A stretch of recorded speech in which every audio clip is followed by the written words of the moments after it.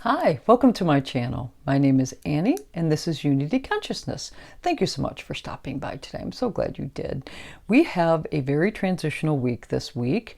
But before we begin, I'd like to welcome our new subscribers and thank those of you who are returning for this week's energy update. Now, we have a very transitional week coming up. We have the Sun, Venus, Jupiter, and Neptune all at 29 degrees at some point.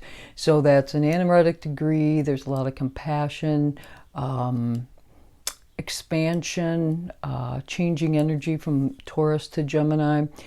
So basically what's happening, we've got this Mars conjunct the North Node yesterday, today. We're getting that vibe of understanding our essence, having the passion and the direction now to start to pursue those passion projects, and understanding again who your authentic self is. Then immediately later today, it could be occurring now, I'm not even sure the time, sorry, but the Sun in Taurus is going to sextile Neptune. And we are going to see that again. We're going to see it when Jupiter moves in, when Jupiter connects with Venus, and then Jupiter is going to move into Gemini. Same thing that happens with Venus. Venus is going to conjunct with Jupiter and then move into Gemini. And when they do this, before they leave Taurus, they're looking back towards Neptune at 29 degrees of Pisces and introducing some ethereal, heartfelt, very flowing, beautiful energy, helping us to embrace compassion as we separate from the Taurian stable energy, as much as it could be with Uranus there, but nonetheless for the purpose of stability, and that transition into Gemini energy, which is very heady. It's the lower mind energy, can be kind of scattered, but very exciting, very fun energy. So there's a transition going on here,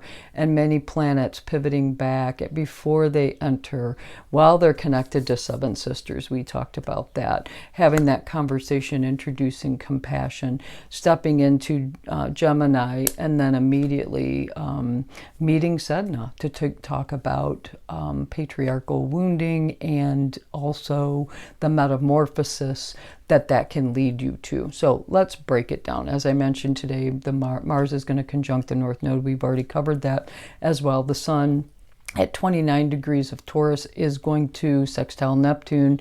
Again, very, flowing, ethereal energy, introducing compassion into the essence of who you are. It's at anaretic degree, so it's going to be really strong. Anytime a planet is at anaretic degree, it's the critical mass degree before it changes signs. So let's remember that. Now, tomorrow, which is Monday, the 20th, we've got the Sun is going to enter Gemini. So while the Sun was in Taurus, like I said, pivoted back to Neptune, gathering some of that energy, having a convo with the seven sisters, and then boom, now we're in Gemini. So the Sun in Gemini is very social energy, can be kind of scattered.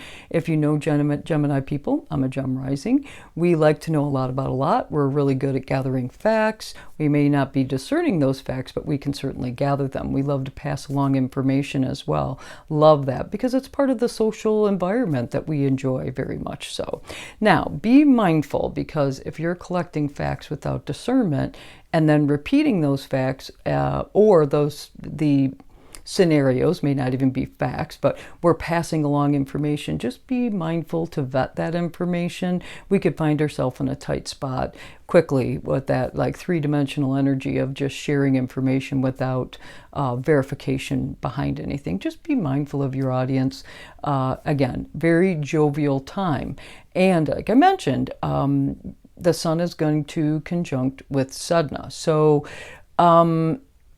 the Sun conjunct Sedna is really introducing this idea of patriarchal wounds and how that leads you to an aha moment or a metamorphosis of some kind. Remember, Sedna was in the canoe, again, making it a very short story. It's a very long story, gonna make it shorter. Sedna's in the canoe with her dad. Storm comes up. To save himself, he throws her over. She grabs hold of the side, whacks her fingers with oars so she sinks to the depths. Her fingers come off, her arms and legs come off over the process, and they all metamorphose into these beautiful sea creatures. So she is the goddess of the deep sea. So this is deep sea. We're asking you to go deep. Remember that, okay? Then on the 22nd, we have Jupiter, which is still in Taurus, is sextiling Neptune. Again, that pivot back.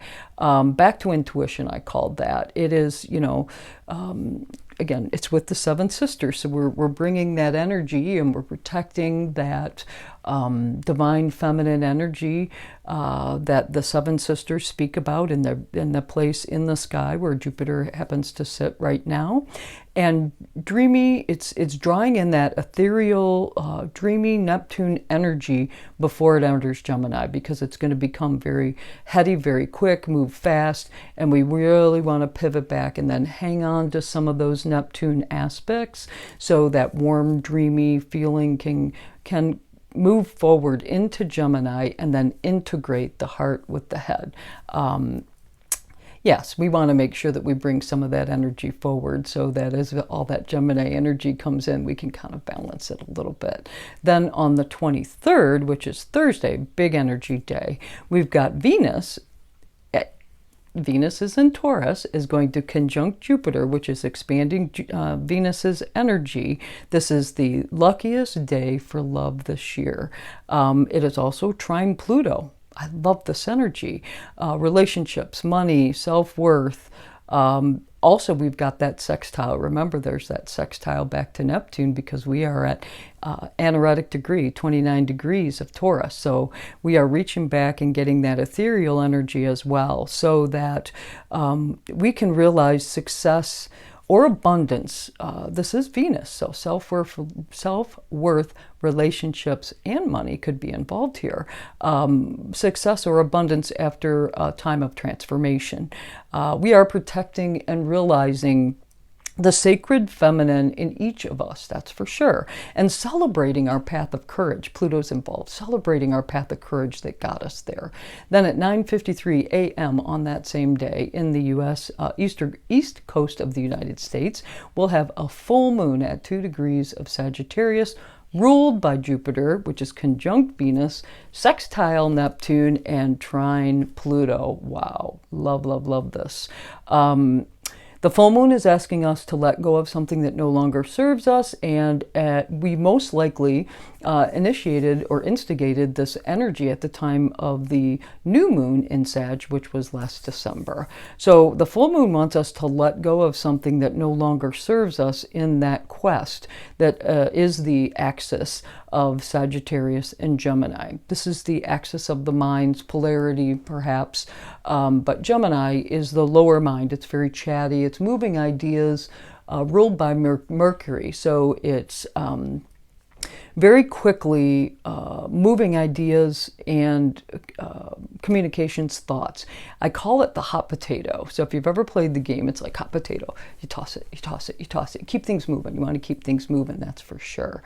On the other side of the spectrum, we got Sagittarius.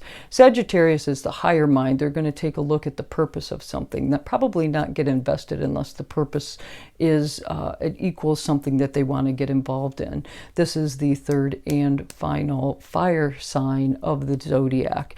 It is mutable also, but it's mutable fire, so it's very changing. I like that. Broader vision, and also, if Gemini is the hot potato, my Sagittarius is enjoy the journey. Pay attention, enjoy the journey. You're going to miss something. There's a much bigger picture here. So again, we're trying to balance these two polarities, the spectrum of polarities, so that we can use it to our advantage, right? Asking us to communicate, be adventurous, mindful for sure, because we don't want to get going too fast. Move swiftly, but enjoy the journey. I like that. Like I said, with Pluto trining the sun and sextiling the moon, get ready for powerful transformations. I really like this, especially relative to the divine feminine, with Sedna being there as well as the seven sisters.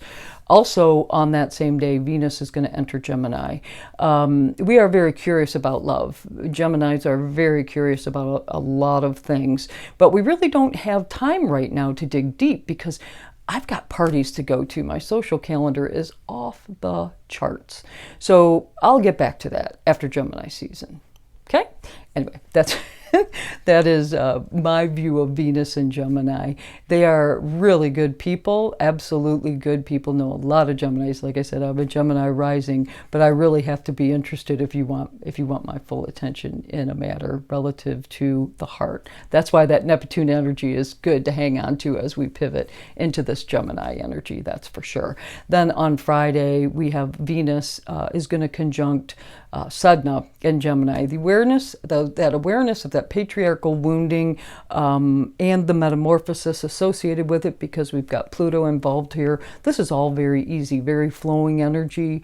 Very, like I said, very transitional, very transformational. We're going from 29 degrees of Taurus and also of Pisces into 0 degrees of Gemini and forward, right? And that's speaking in harmony to Aquarian energy, which is where Pluto sits.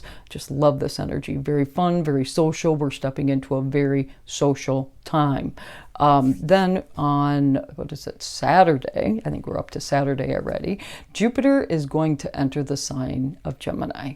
Now, this comes with a bit of mindful practice because Gemini moves quick. We are going to see Jupiter in the sign of Gemini for a year. And so that means that our communications, we could receive a lot of emails, a lot of text messages. We may be talking faster for that matter as soon as Mercury is there. And then, yeah, we're going to have all kinds of activity very quickly. So be mindful to slow things down when you need to, ground when you need to. Jupiter is Sagittarius ruler. And because Jupiter rules the opposite sign of Gemini, it's in its detriment. So it's kind of easy to tap into 3D energy here just because it's just easy. So be mindful of our words, trust but verify. Don't pass it along until you're certain that you know that they are the facts of the case. If you don't know, just don't even spread it. Choice and polarity is also going to be a theme here.